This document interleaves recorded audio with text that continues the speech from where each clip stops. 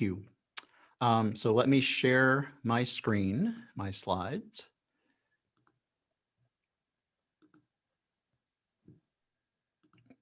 Can everyone see the slides okay? Or the first slide anyway? Yes. Great. So I've had a history of coming up with goofy titles, and this one is particularly long, so I apologize. But essentially, I just want to kind of give you an introduction to what UNF faculty domains is and a little bit of where it came from and how we use it, but mostly why you would want to use it. So as was mentioned before, this is me. I do have many web spaces out there. One of them, andyrush.com, which is also andyrush.net, but it has some more information about me. And the organization that we're a part of is affectionately known as CERT, just so that you folks know. So one of the things that happened today is that I didn't intend to go to the Apple Store, but my laptop decided to not turn on. So and in consultation with my boss, we both decided maybe I shouldn't use my laptop today for this presentation. So hopefully everything goes well. I also have some resources, and I'll revisit this at the end of the presentation, but just to talk about each one a little bit. The first line is where you can find today's slides.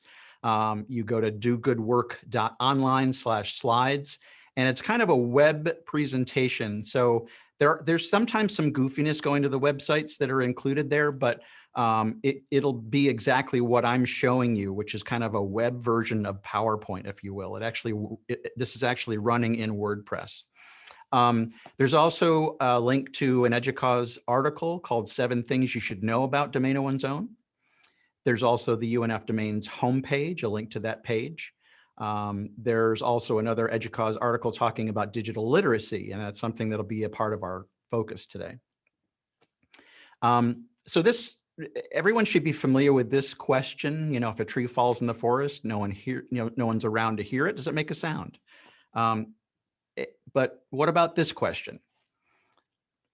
If faculty don't publish their work on the open web, is anyone going to hear it? And that's kind of the focus of why you might want to have a domain, is to be able to publish work out on what we call the open web. And so here's a thought about working on the open web, which is really what we're talking about, where we can take back at least a little of the control. And when it comes to the web anyway.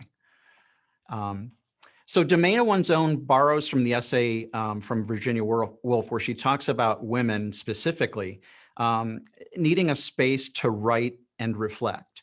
And maybe, just maybe, the modern day equivalent is a web space of your own where you can publish in various ways. We all know of the walled gardens, quote unquote, where we imagine there's this good stuff happening, like, you know, learning, for example, in Canvas, but it doesn't get the exposure that it deserves, or worse yet, the course gets deleted when the course is done. So this is probably the key slide as to answering the question why. So what Domain of One's Own is a place that allows a community of practice focused on collaboration and sharing. It's also cross-disciplinary, or it can be. It allows faculty to take ownership of the content that they put on the web, versus, for example, you know, ceding that control to a third-party vendor or publisher. It's also a place to share scholarship and knowledge with the wider public.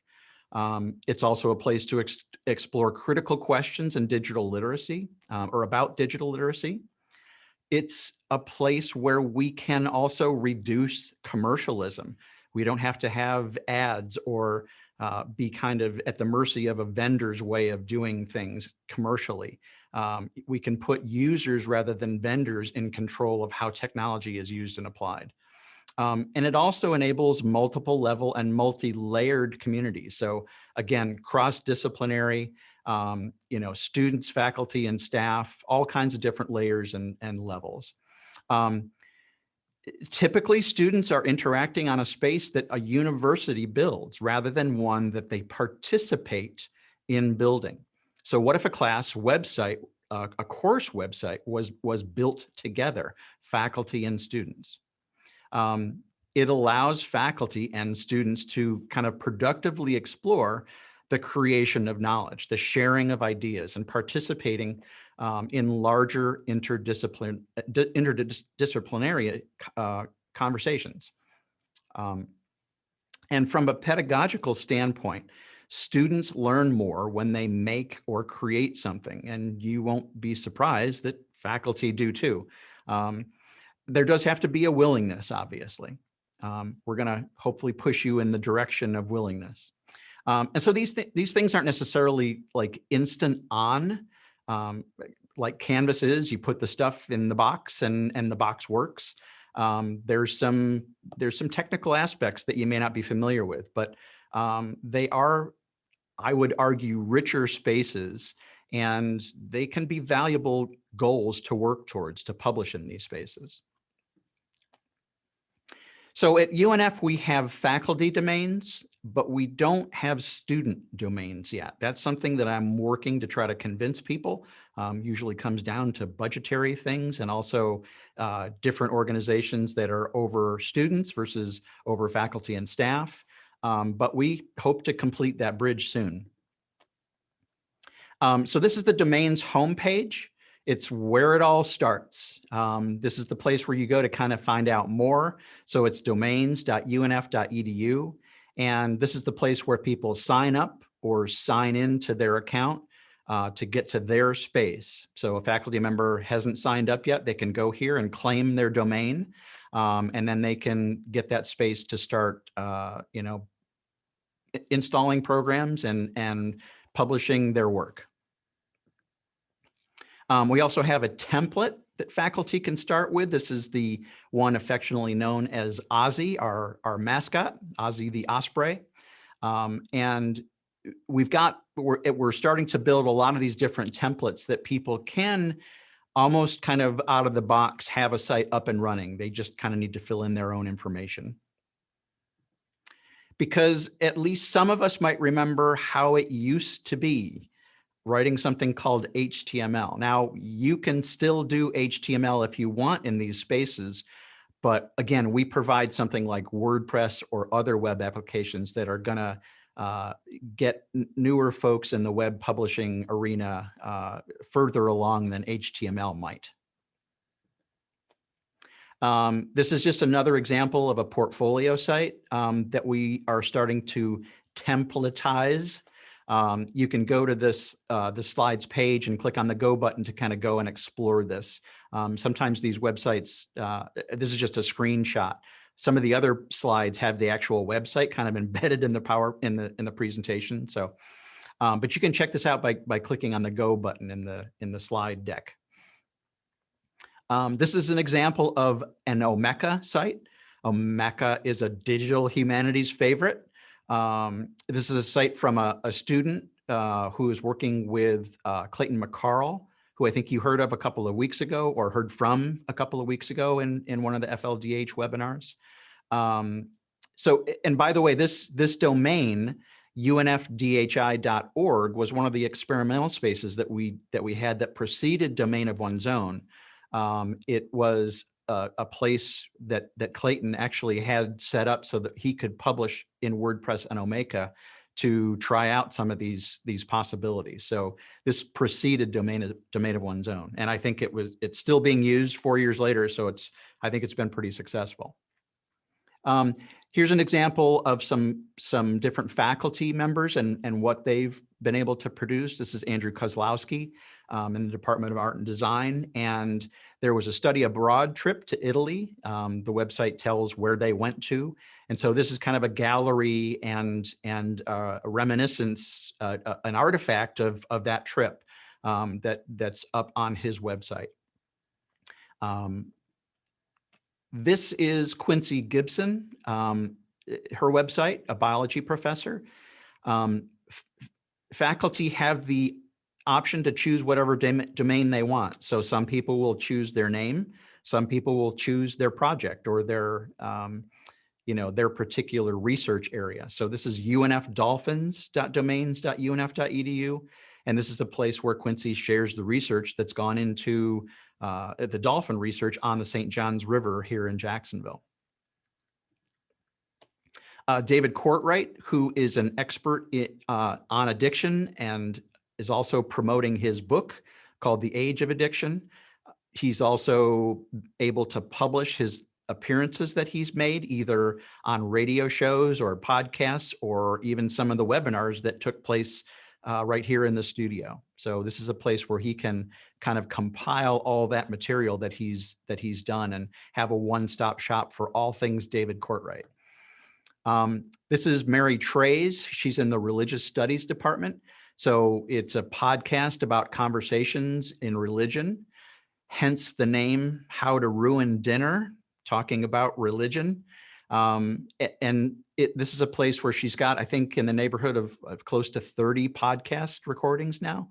And she's doing these now with her little iPhone and sending them to me so that we put them up onto the website, edit them and put them on the website. So again, this is another type of website that can be created, a podcast website in WordPress. So the basic idea is being what we call the system administrator or the sysadmin of your scholarship. Being a teacher and a learner, a maker and a remixer. So while graduation or promotion, if you will, may not be an easy thing,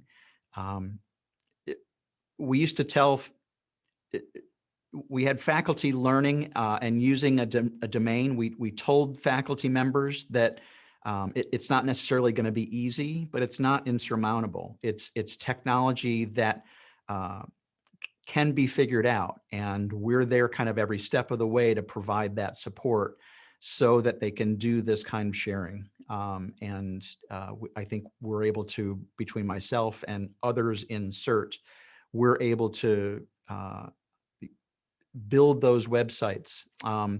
And one just kind of aside that I didn't include, and I can answer more questions about it, but in the virtual environment, because of COVID restrictions, people wanted to present, and I'll go to the resource page next, but we wanted to present posters in a virtual setting.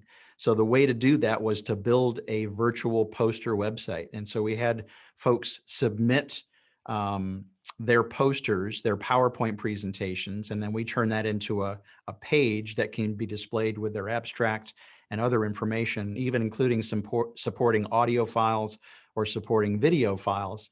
And that can all be included in one page that presents their poster virtually. So some of the things that even we've been able to do because of COVID have been kind of on the innovative forefront of how you can push some of these web applications to take care of some of the issues and problems that are out there. The next thing that I want to do, I'm just going to get back to my web browser and go to the dashboard. And this is, if you sign in, this is typically what you're going to see. It's what we call the control panel. And I hope you all can see the control panel. But this is where you would go to install applications. So if you click on My Apps here, these are all the applications that I have installed. And if you want to install a new one, you go and choose, actually you go back and you choose something like WordPress, and you install the application. And I just wanted to show you that one of the choices is either a default UNF faculty template or that Aussie template. And we're going to add more of these here, like podcasts or like portfolios and that kind of thing. So the possibility exists for us to create these templates and allow faculty to pick and choose what they want to use. So faculty have been really kind of pleased to be able to spin up websites very quickly. And the virtual poster is another template that we have available to choose from. So again, if you want to see these slides, They are available at dogoodwork.online/slides.